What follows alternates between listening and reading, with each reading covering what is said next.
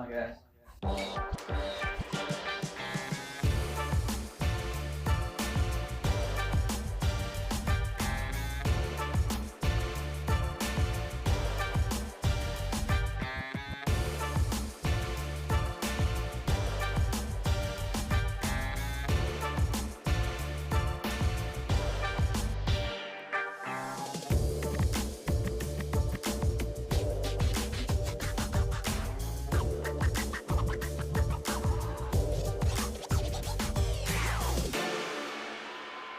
Welcome to a very special 8th edition of The Edge.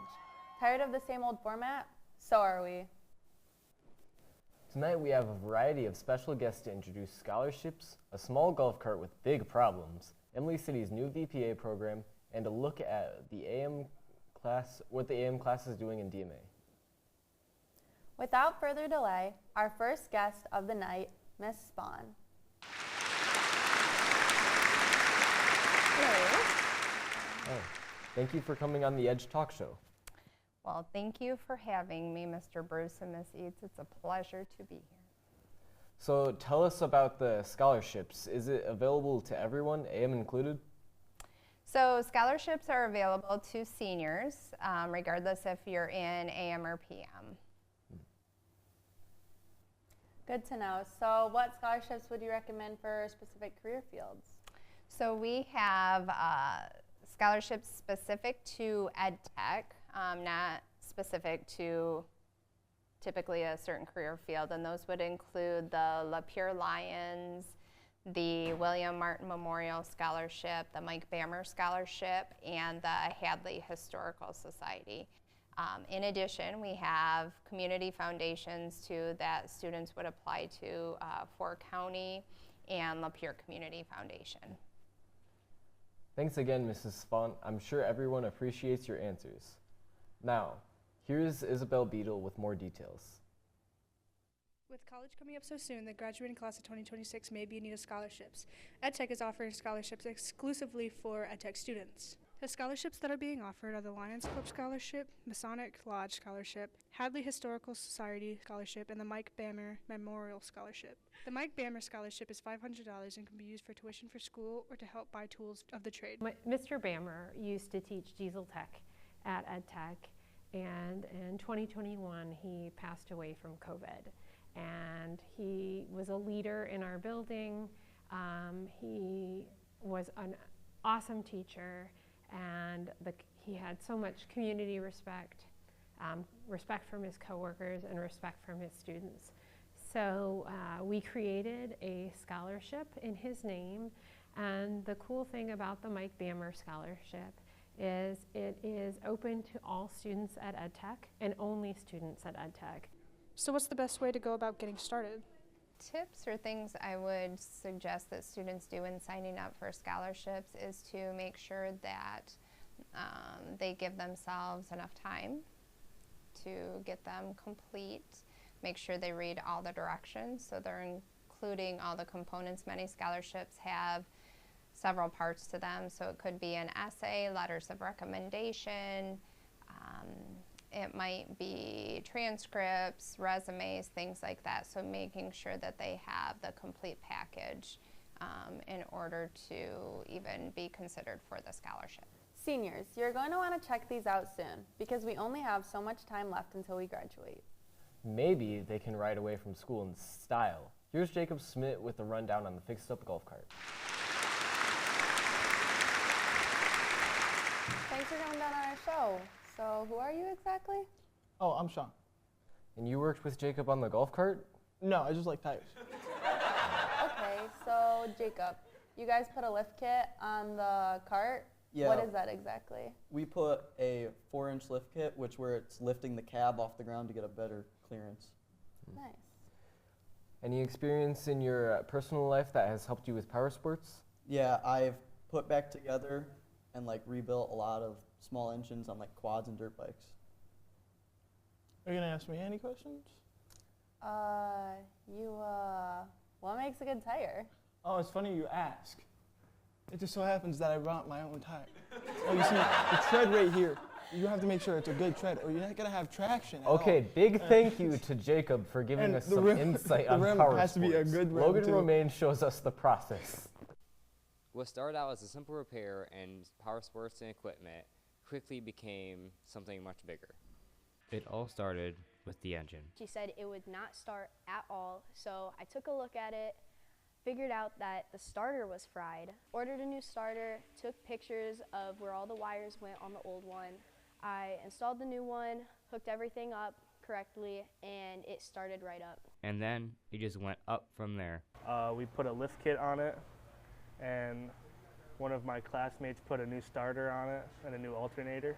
But this wasn't just a classroom project. The golf cart actually belonged to one of the center's parapros.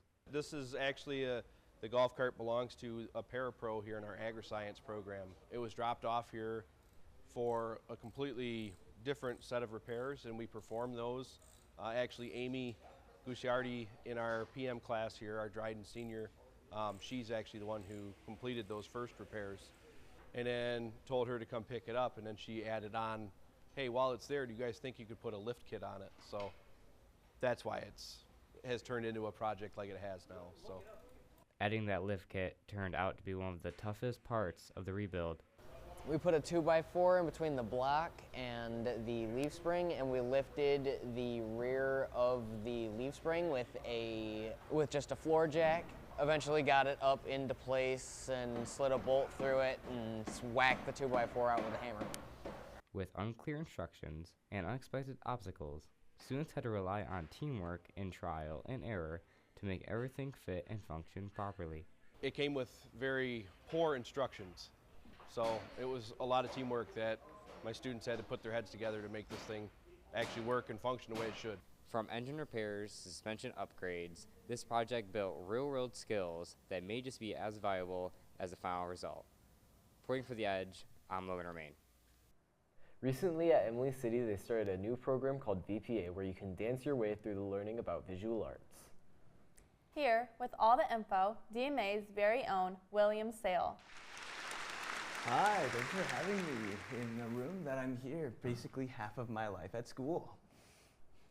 Now, as a student of Imlay City, how similar would you say VPA is to our DMA class? I'd say VPA is very similar to DMA, depending on the area you go. Obviously, VPA is very theatrical, musical focused, but if you're not actually being on stage and you're helping out, it's very similar. And how hands-on is the learning?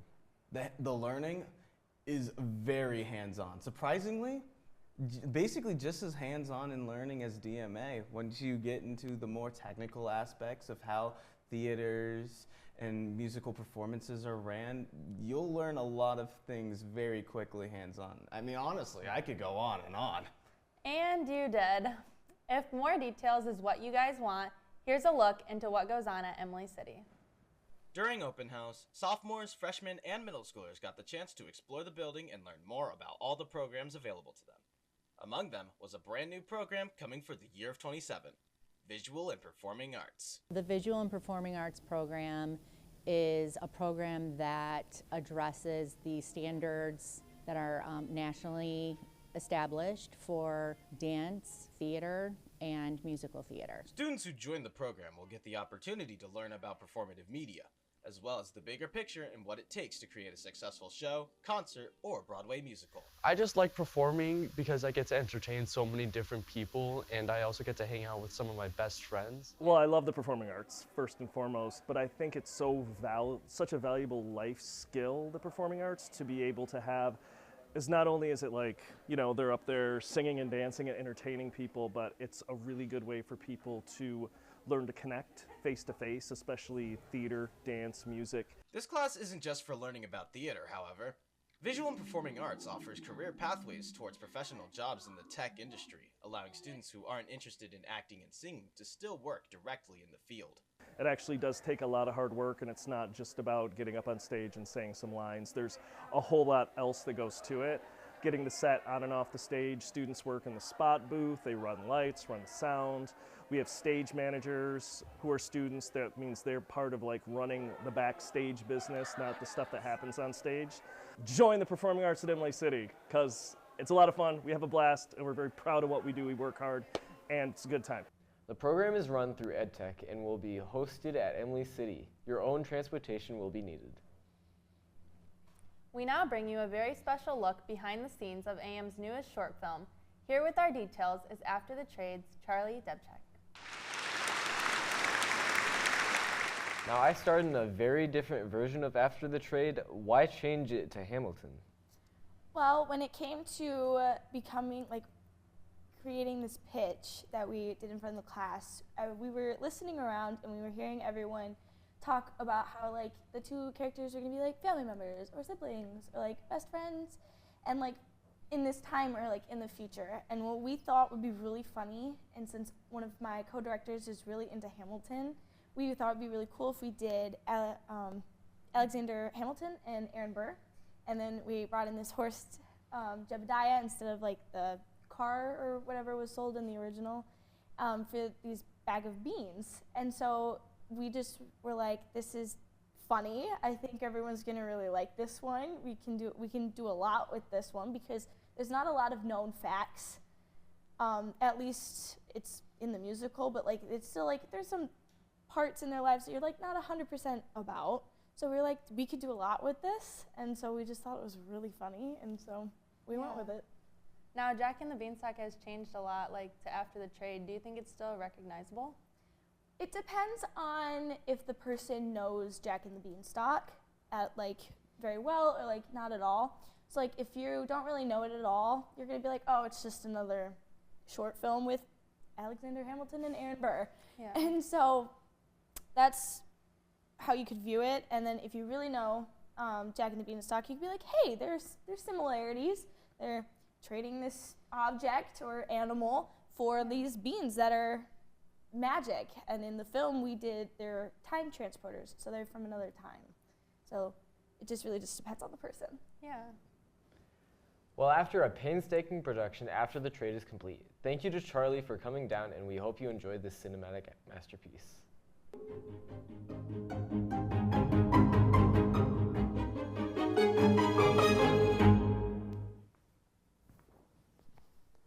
Hello, Aaron.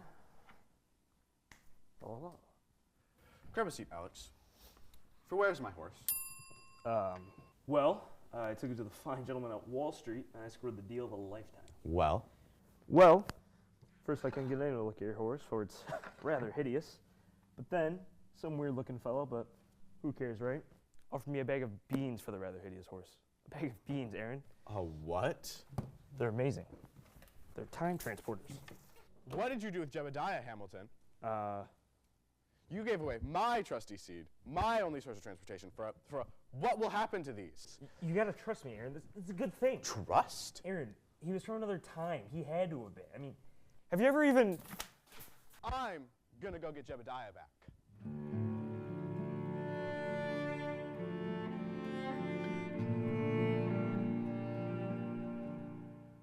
Thank you for watching tonight's edition of The Edge. We hope you enjoyed our new talk show format. Let us know if you want to see it in the future. In the meantime, you can keep up with us on Facebook, Instagram, Snapchat, Twitter, and TikTok at The Edge LC. I'm Montanna Eads. And I'm Brandon Bruce, signing off until the next edition.